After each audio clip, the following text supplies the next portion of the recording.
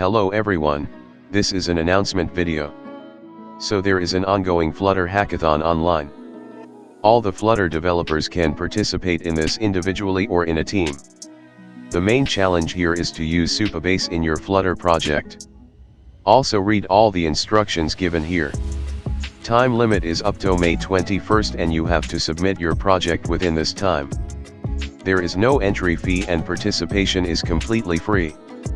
The winners and runners-ups will get exciting prizes and swag kits. So hurry. Participate and learn more. Link in description.